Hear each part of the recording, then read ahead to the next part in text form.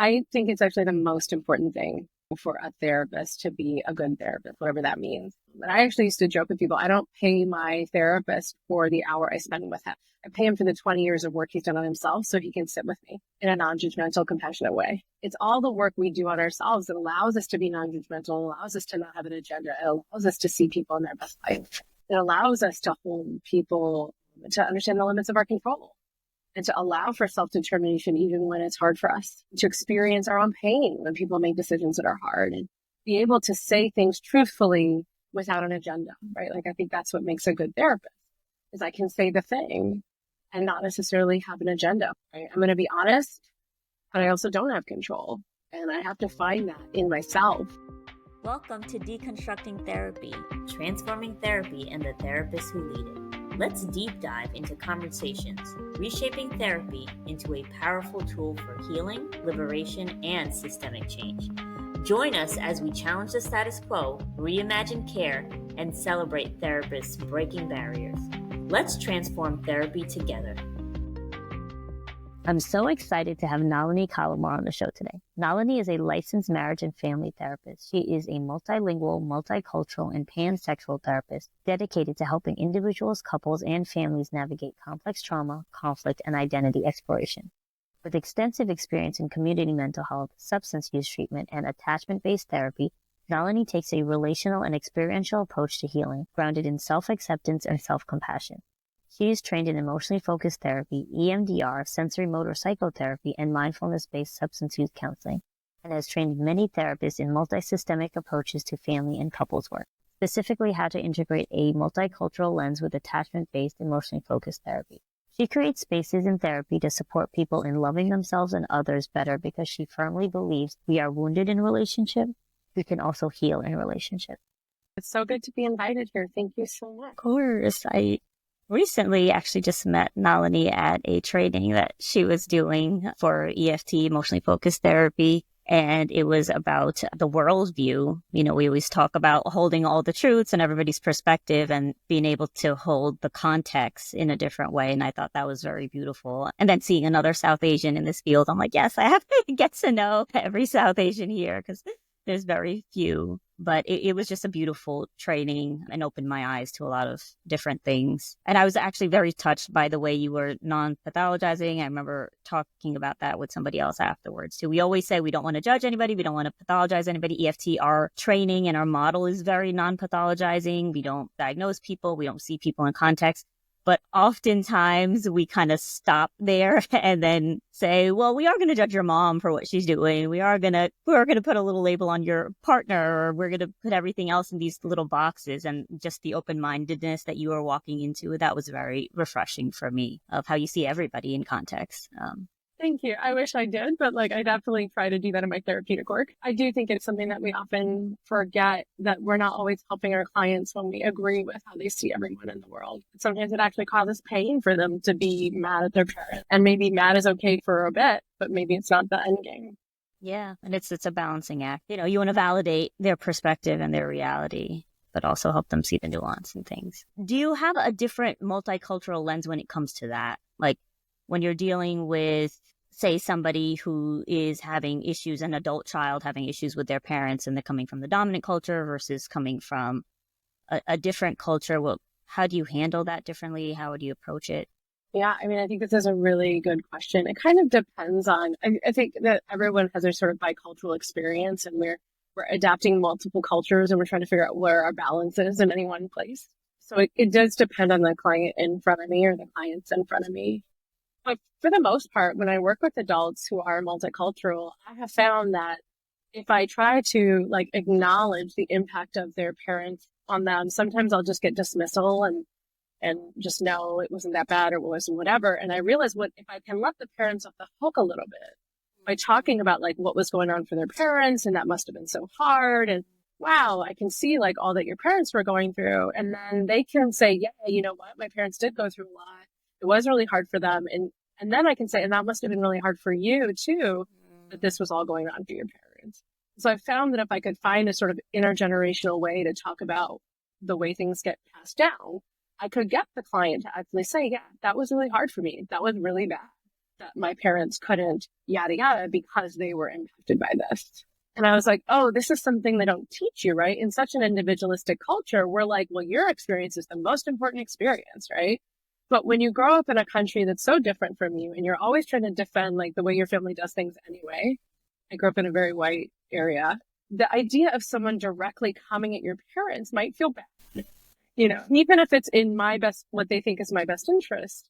And so I found that like, because I could see this would regularly work, I would sort of start with that, like talking about how immigration impacted their family or how did, the lineage of trauma or impact their parents, right? Yeah, that's great. Yeah, that's kind of that holding the both truths too, because that's something I get stuck on too. I think in the way we're trained a lot of times, it's like making that story very two-dimensional of how they grew up so that you can understand your client better and how they were harmed and what the needs they didn't get met. And you're kind of dehumanizing their history a little bit. So I love how you can do both. You can say, yeah, your parents had it hard, but that doesn't excuse the fact that you also had it hard because of their struggles. Alefyah, with Ryan Sessions, I was talking to Hannah Levinson, who did the deliberate practice book for EFT. She and I were talking, and I said, part of the challenge is that with the EFT and deliberate practice, we have to like simplify things. But when we simplify things too much, we miss who people really are. And like, if we really want to think about what multicultural sensibility is, it's actually complexifying people, which is very at odds with the learning process, which is trying to simplify so we can gather. And so this trade-off, I think, is really hard in learning.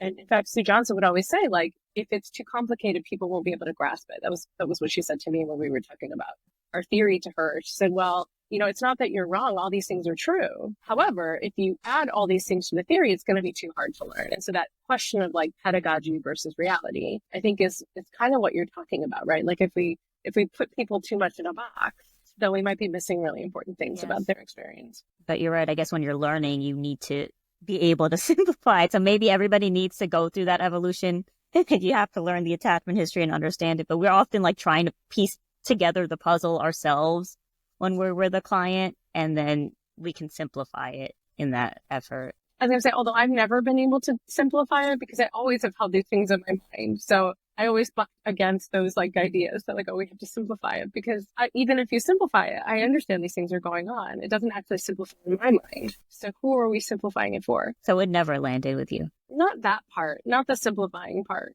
Yeah. And I can speak more about that a little bit. And part of it is like what I said. My family was so different than the other families. When I was learning about family therapy, some of the models didn't even make sense. So they didn't talk about any of like the isms, any outside influences that might impact families, like low income or food scarcity might impact families or stress levels. It didn't talk about how racism impacts families or the stress of that, or how living in a city that's impacted by community violence might impact the adolescent parent relationship. Like these things were just not even addressed in any of the theories I learned. In some ways, simplifying makes sense, but then who are we teaching for or about? And what are we missing about? Like what I think is the majority of the population is impacted by things, external situations that are outside of their control, or whether that's based on their social location or, other issues impacted by the system. So how did you handle that when you were learning? So when you were learning and it was simplified and people really didn't take in person in context, did you just adjust that in your brain? Did you try to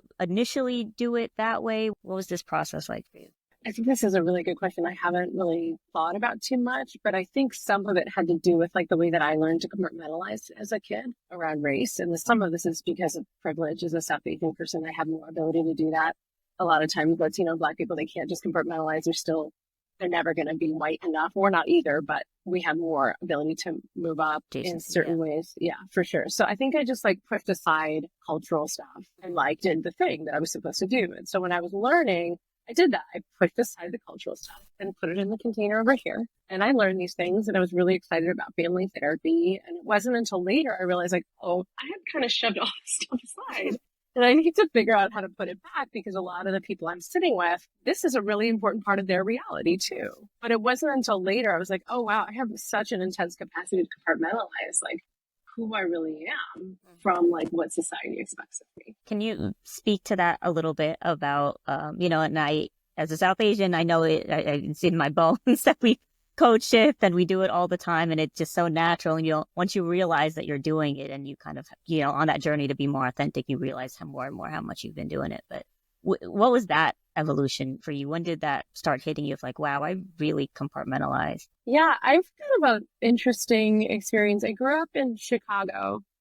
Both my parents are South Asian. They both came here when their 20s after the civil rights movement allowed for more people to come in, especially with visas, H-1 visas. So my parents came here, and my sister and I were born here, and my brother was born in India. But we were all sort of raised here in different cities, but I was born in Chicago. And by the time I was born, both my parents were professional. My mom was a doctor. My dad was a chemical engineer. So by the time I was born, I was the youngest. My mom was sort of more in her career. And so they ended up hiring someone to live with us who was a older Mexican woman from Michoacan. And she lived with us on and off for 10 years.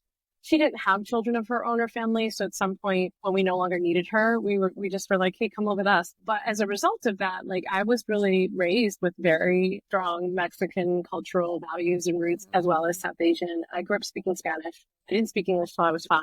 Spanish was actually my first language. And so I think I have such a weird perspective because I grew up in a family where like there were multiple languages being spoken. Maybe not everyone spoke every language. I spent a lot of time translating.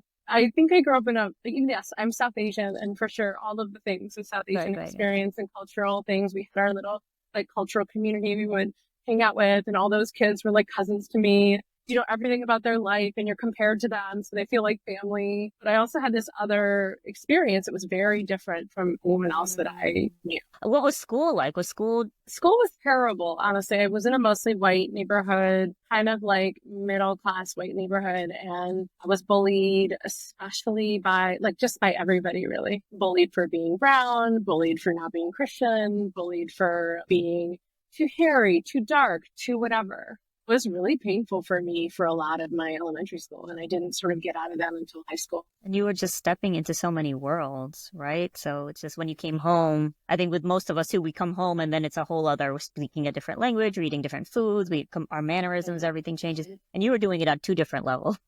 So what was your relationship like with your parents?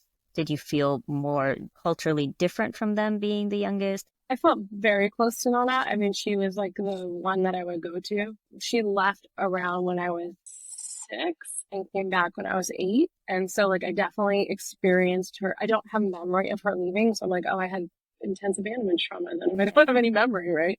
Or of her coming back. And so it's like, oh, if you look at photos, I was very attached to her. And I just remember feeling so comforted by her. You know, when my oldest was born, she was living in hospice and we went to go visit. And she was so tickled that I speak Spanish to my children. And like he was speaking to her in Spanish. And, you know, it's like very sweet. My mom, I longed to have a connection with my mom. But my mom was like kind of difficult to connect to in some ways.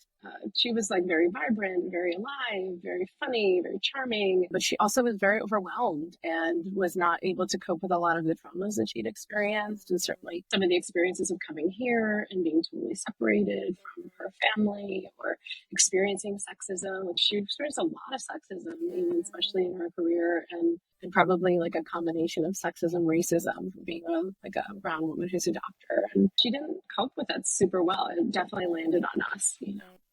I think you just do it so beautifully where you can hold both of, you really can feel that empathy for your mom. She was overwhelmed and she wasn't able to cope well, but sexism, all the stuff, like I can feel the empathy that you're feeling for her. And then also that empathy that you're feeling for yourself of like, I didn't get my needs met because she didn't have the capacity. But I think I longed for that with her. And sometimes I had it and sometimes I didn't. And so that inconsistency, I think, was something I didn't really realize until I was older. I think I was, again, good at compartmentalizing, but eventually it always hits you. So do you think that's part of what led you into the work?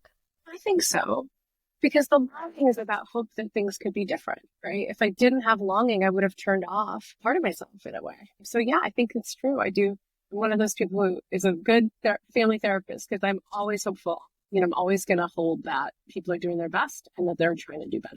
So when did you know you wanted to be a therapist? Was it always a therapist, your first profession? I grew up in a very sciencey family. So I actually went to a math and science academy and I went there. And I studied math and science. I was not really into human behavior at the time, although I was like, You're South Asian and they pushed math and science? Really? What?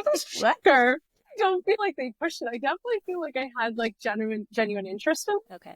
And I found it to be interesting and engaging and fun. And I was also like good at it.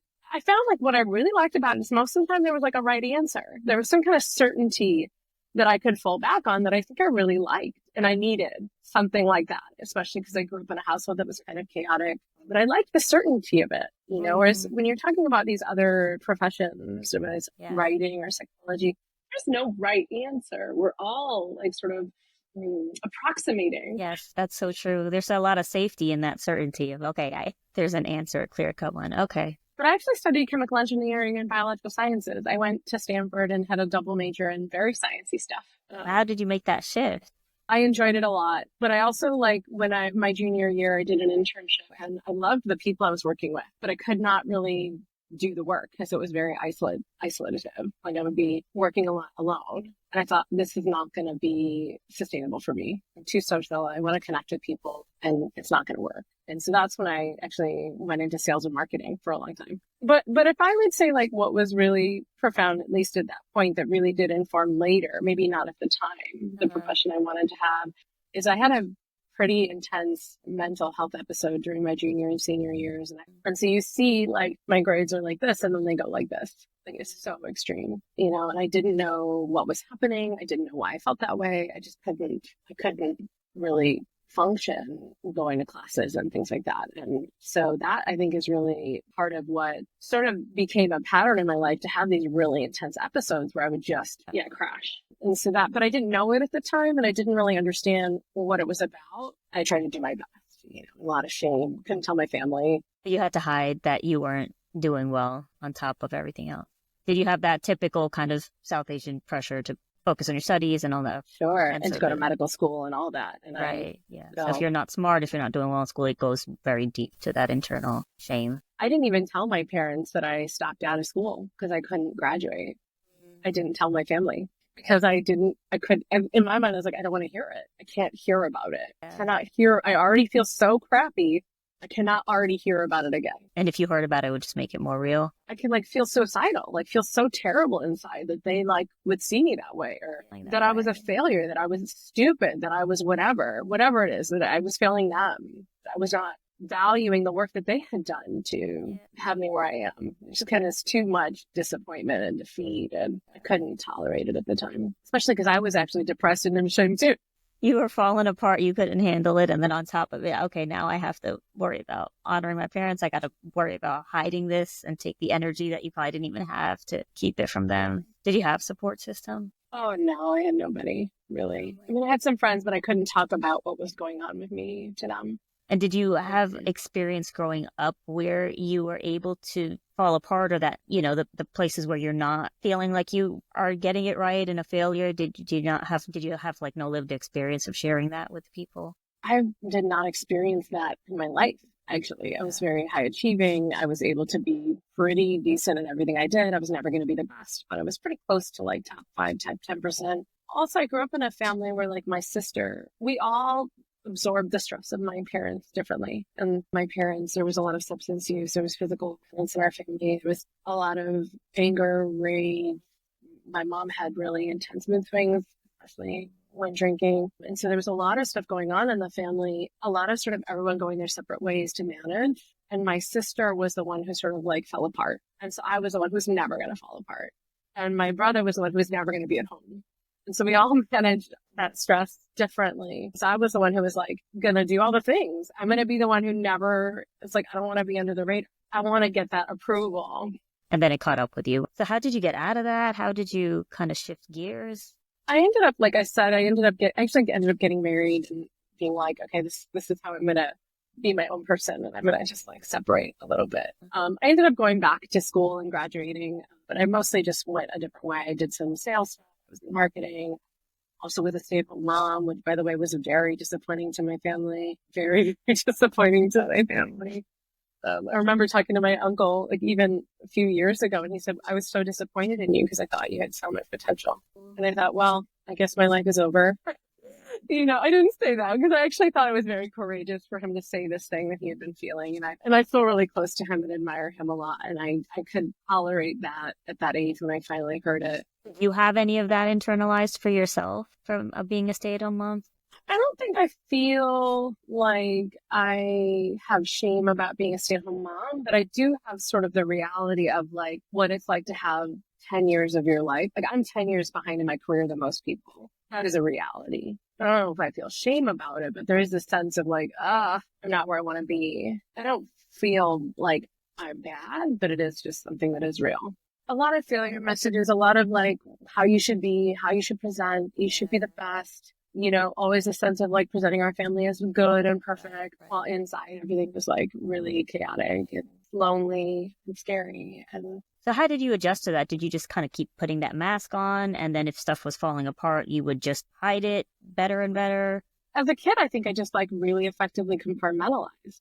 I would compartmentalize the parts of my mom that were like violent and scary, really focus on these parts of her that were lovely and beautiful and wanting to be like her. I really idolized my mom in really a lot of ways. She was a beautiful, smart, engaging, charming person who could convince people of anything.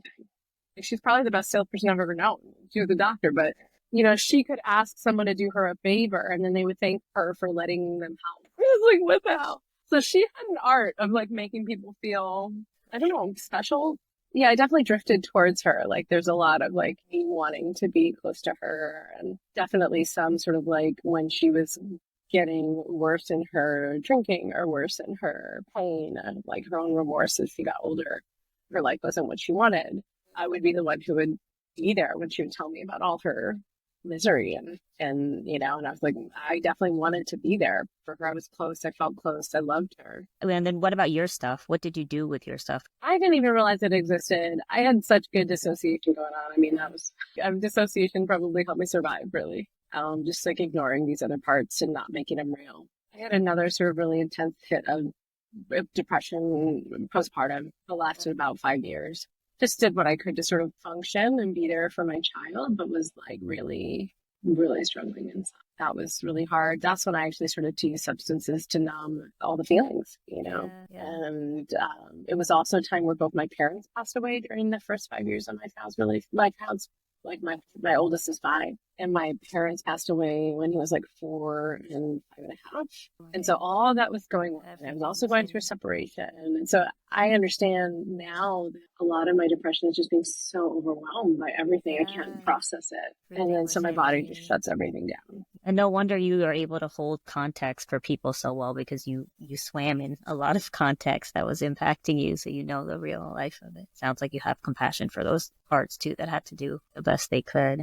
What kind of got you out of it? How did you make that shift? Was there any gifts that you got from being depressed and kind of being more inward? I think there's a lot of gifts I have received from being profoundly depressed. There's a lot of gifts I've received from struggling with substance use, almost dying. Like, I definitely feel grateful. I had a friend who I had in college who was like one of my best friends. And she saw me and she just looked at me. She said, "What happened? You look like a shell of yourself." And that was like so powerful for me, because I think that was the first time someone had said it and seen it and cared enough to say anything.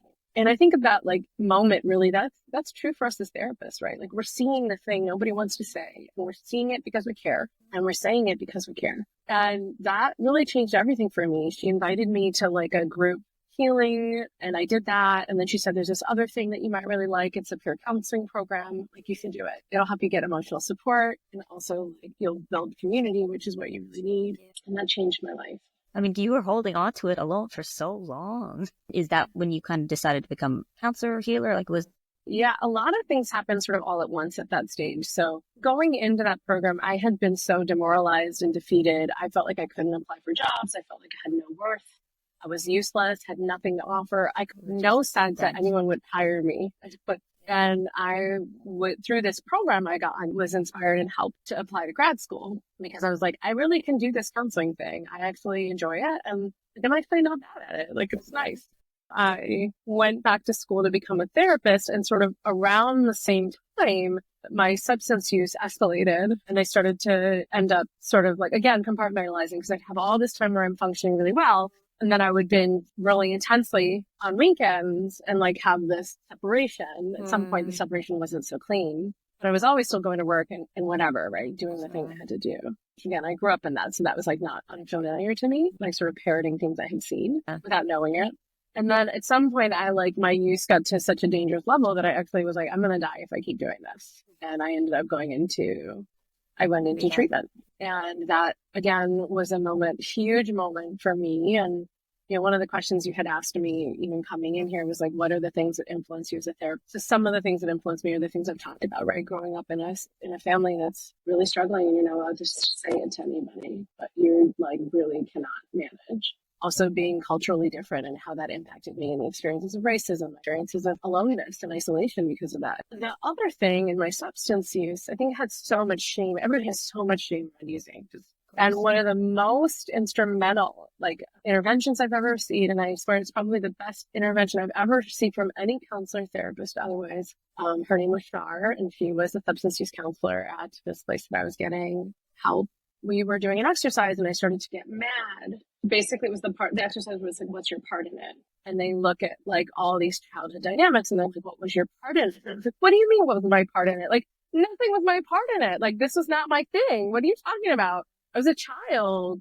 And then she said, your part in it was that you were there. And it just like was so profound to me because it was like, you couldn't help being there, but that was the only thing you could contribute. And it helped me see the ways that I was putting myself in situations that were dangerous or chaotic as an adult. And that I had choices to be there or not. As a kid, I didn't. But as an adult, I was making choices. And that discrepancy was so important to me because it was like, how does this stuff play out now? And it just helped me see how trauma shows up in the present, right? We recreate these patterns and don't always know why. Our nervous systems are so used to that chaos. We just find it. Yeah.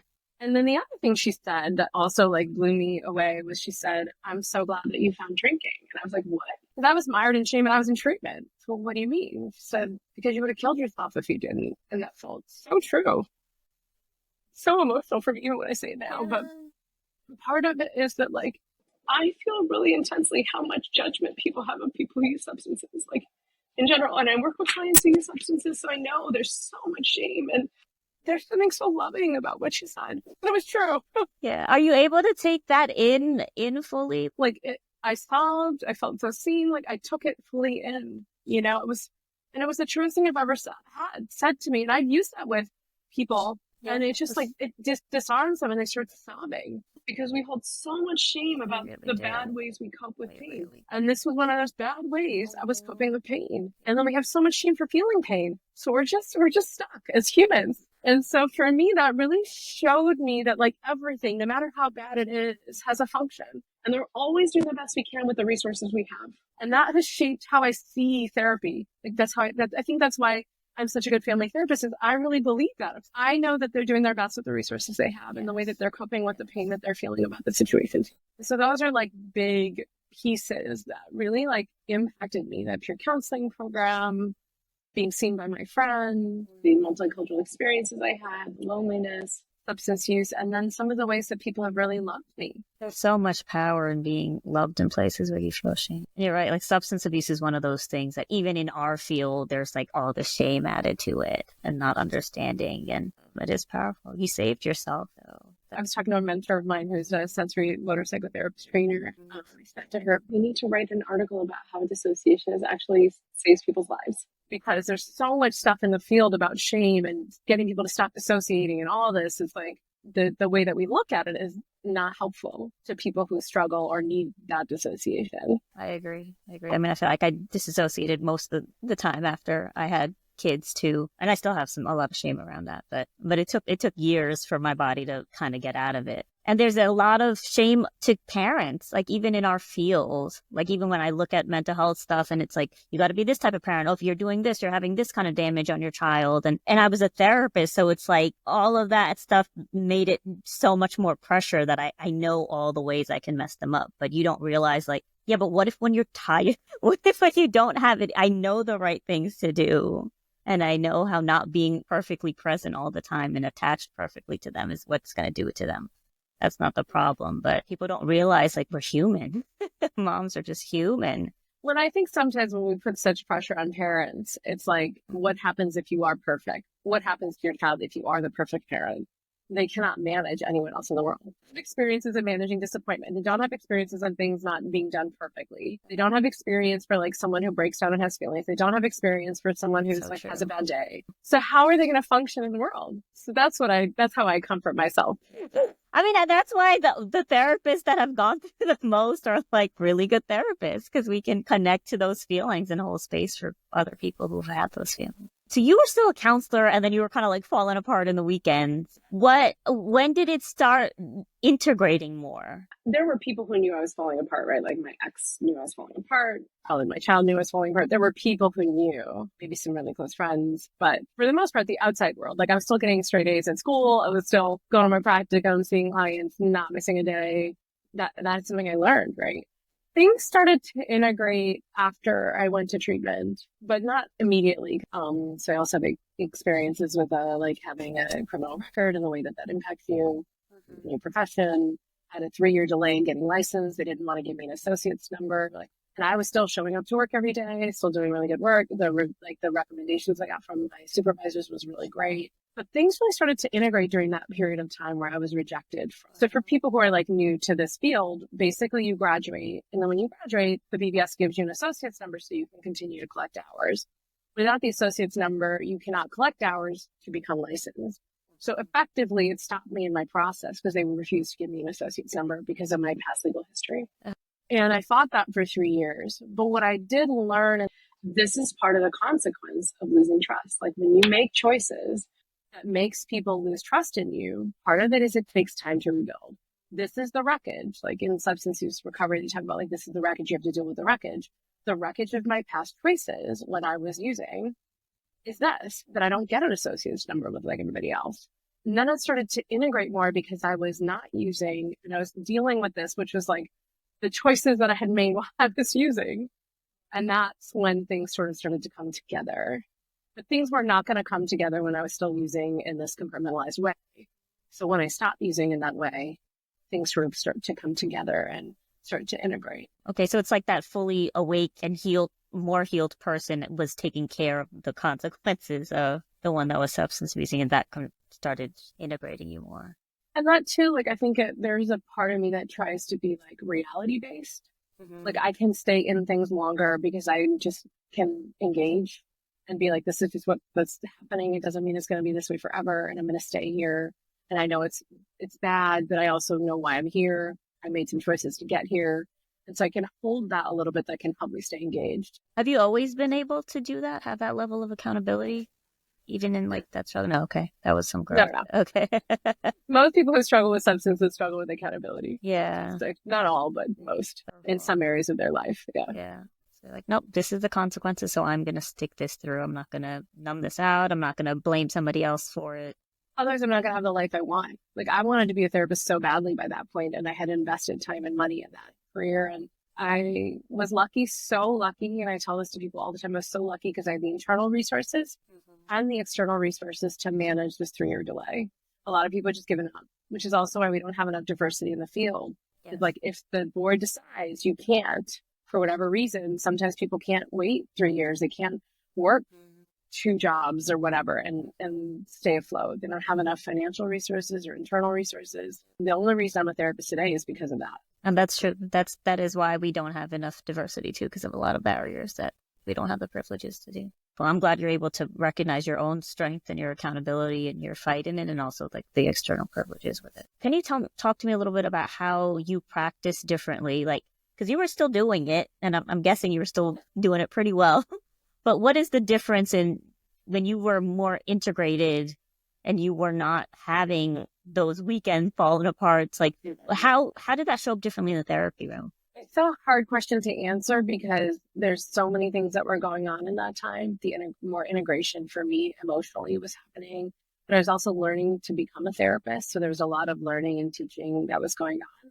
So it's hard to attribute, is the growth, is the change because of more integration, or is the change because of both integration and all the learning? And so, yeah, because I had really great supervisors. Actually, my first placement was at a placement that had a lot of supervision. I had 3 units of supervision for maybe like 10 clients. So I had group supervision, 2 units of individual supervision. So I got a lot of guidance. feedback. We would record every session. I'd have supervisors pause and say, like, what were you thinking right here? What was going on inside? What do you hope that intervention was going to do? What did it actually do? And like really breaking down like what therapy looks like and how do you know whether an intervention is successful, right? How do you start to understand yourself so you can actually catch yourself doing things that take people away from their experience? And so I was taught that way, which also started to help me learn myself better, because a lot of it was like that self-therapist work, understanding your own countertransference, that however we want to call it, while I was also in therapy, sometimes once or twice a week, definitely once a week, sometimes twice a week, with individual supervision. So like a lot of my, I think, reason that I was able to integrate and survive and heal so much was because of that, like just that level of constant inquiry.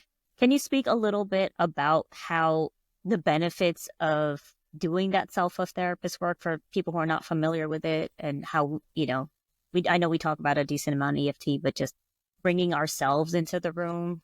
I think it's actually the most important thing.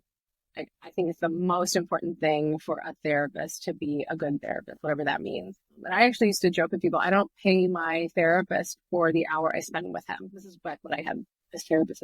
I don't actually pay him for the hour I spent with him.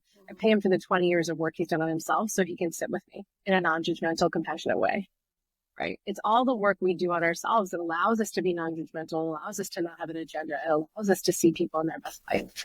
It allows us to hold people, to understand the limits of our control, right? And to allow for self-determination even when it's hard for us, to experience our own pain when people make decisions that are hard, and be able to say things truthfully without an agenda, right? Like I think that's what makes a good therapist, is I can say the thing and not necessarily have an agenda, right? I'm going to be honest, but I also don't have control. And I have to find that in myself, that a lot of times therapists like, it's my job to stop people from killing themselves. And it's just not. If someone wants to take their life, they will. You cannot actually control that, right? But that comes with sitting with your own ability to be with things outside of your control, and like really understanding what is outside of my control. What is my obligation? What is the level of influence I can have? And where's the place where like, can I be okay with that? Sitting with people who are struggling with life or death. I also think we do harm when we don't do that work. Like I think especially when we're talking about difference, and this is what I often say in our trainings, is like, if you're feeling judgment about what somebody's doing, you don't notice it, you're going to cause harm. And a lot of times we feel judgment when people are different. Their values, the way that they decide to do things is different than us. And then when we impact that, especially if the difference has a power difference and we're on the upside, we're going to recreate patterns of oppression unconsciously. And so that can be really harmful. But if I understand myself and see like, oh, I'm doing that judgment thing, let me just take a step back and see like what is going on for me around this. What is it about this difference? And how can I see the client more accurately from their values, from their perspective, why this makes sense to them, then I can actually be more effective with them. People can feel it when you're in that centered, self-authentic person, and there's not like this other narrative behind the scenes going on. You can feel it, and I think that's the most powerful thing you can do as a therapist.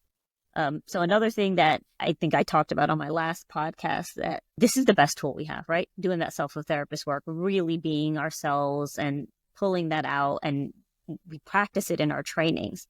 And so often like a dilemma that people in the global majority have is like, you need that.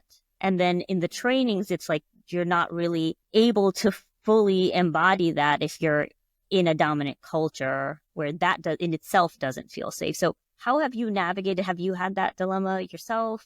For sure. I mean, and this is where it comes back to that like ability to compartmentalize I was talking about, because I worked at an agency that was mostly white. And I also worked at an agency that was like Black owned, mostly people of color that worked there. And the first thing I noticed, you asked me like, when did I start to notice this compartmentalization? Is that I noticed I was different people at different places, but I didn't realize it until like I sort of had to reflect on it. And being more myself, more relaxed, more like irreverent, whatever. I'm myself. I'm loud. I'm irreverent. I make like silly jokes. I like, it's who I am. I swear a lot. That's like, I swear with clients who swear because it like sometimes it makes them feel like you really get me. It's real. And so I feel like when I realized that I was such a different person there, that's what sort of hit for me. I didn't realize how much of me was impacted by this, right? But I was also really lucky because in my cohort in school, we had a majority of people of color. So what happens when you have a majority of people of color is it decenters whiteness. So in my learning experience, I was able to have that. When I came to EFT, which was a very more white dominated theory, I found myself really struggling because I had two parts of me. The part that was really struggling, I did not see these parts of me or parts of my clients reflected. And then the part of me that could compartmentalize, which was like, this is a really great theory. This is amazing. It is all about relationships. It's all about love. It's all about attachment. Like, this is real. And I think that started to integrate when I met Jay, actually, on the diversity committee, because by then I was starting to have these conversations to start integrating it with my clients. I had a client who was trans, and they were coming to me and they were talking about their struggle with dissociation. I said, how do you think being trans might impact your experience of dissociation? And they said they had never had anyone ask. And I was like, oh, it feels like an important question when you have like an experience of your body that other people don't have, and vice versa, that might impact like your relationship to being in your body. And for that person, it didn't, but they were really excited that I asked the question. Those kinds of things, I think, didn't really come to feeling comfortable doing it and integrating fully until I was starting to do that social justice work, I was being on like the diversity committees and speaking out and saying the things more publicly. And then I started to integrate it more in my practice. I mean, and your journey and the way you're talking about is, I've heard that from almost every person of color. We're just so used to compartmentalizing, and we expect it to be just white dominant, get what we need, some kind of knowledge, and then shift it to how we need to do it at home. And at some point, you just can't keep doing that. So I'm glad that you're able to do that you were finding that cohort, and that you're such a powerful voice within our community. I do think I was lucky. Again, I was like trained and supervised in that other organization with people who were really experts at dealing with difference and naming privilege, and the clients that they were working with versus where the supervisor, like, her privilege was. And just naming, like, I don't know what it's like to live without food, like to live in food scarcity. I don't know. You're right. And I'm here and I can help. If you'll give me a chance, maybe I can help. And that sense of like humility that she taught me, of just like, this is actually true. And there's no fighting it. There's no minimizing it. And if you do, you're just going to lose trust. They feel it anyway. Exactly. Like, our class markers are all over us. That I think I was really lucky because I had one place where I was just doing that, like, very white center, like even EFT, very like no culture involved. And then this other experience or cultural experiences and difference was like, I was lucky to have that parallel training. I love hearing your story. I mean, it's so multifaceted. I appreciate how much authenticity you're coming with today. If you had any kind of takeaways to give people kind of doing this work or struggling with that integration for themselves. I think first, like, I definitely tell people I had a crooked path to where I got, but eventually if you keep moving forward and you keep investing in yourself and you keep trying, you're going to find a place where they all come together. I've made a lot of mistakes, and I've made a lot of mistakes with people I love. I've made a lot of mistakes with the legal system. I've made a lot of mistakes in the way that I've treated myself, 100% in the ways that I've treated myself, and that you can recover. You can learn to forgive yourself. You can learn to move forward. Your life isn't over because it didn't go the way that you wanted. It takes work, but you can have something different. And I just thinking back to you said earlier, I'm just 10 years behind everybody else because of all this stuff. But I just see everything that you went through as so invaluable. If you had not gone through that and you kept progressing forward, you wouldn't be the therapist you are today. You wouldn't be able to see the complexity and the nuance in everybody in the way that you're seeing it. It's remarkable. So I think it was such part of your journey. I also think I wouldn't have become a therapist. If I did not go through what I went through, I wouldn't have become a therapist. Really such an honor to meet you. Anywhere people can find you, any resources you want to name out? Absolutely. Thank you. First of all, thank you so much for having me here. It's been a delight having a conversation with you, and just getting to be here to talk about my life has been an honor. So thank you to give me that venue to do so. In terms of like where you can find me, my name is really rare. So if you just put in my name in Google, you'll find my website. I'm the only Nalini Calamur in the world. My website is my first and last name.com. NaliniCalamur.com. My email is nalini@nalinicalamur.com. You can also find me at EFT-LIFELINE, where my colleague partner, Jay Saifuron, and I run workshops, one of which is called Navigating the Rapids, Power, Culture, and Difference in EFT, where we talk about like multi-systemic attachment-based therapies. I definitely am open to consultation, supervision, and really just if you want to have these kinds of conversations, I'm pretty open to that too. Thank you so much. And I'll include that stuff in the show notes. Again, wonderful. Thank you so much for your time. Join the movement and keep the conversation going at deconstructingtherapy.com. And follow us on Instagram, Facebook, and TikTok at Deconstructing Therapy. If you found value in today's episode, please subscribe and rate us on Spotify and Apple Podcasts. If you are able to and would like to help sustain the podcast, you can find us at buymeacoffee.com/deconstructingtherapy to show your support. Thank you for listening.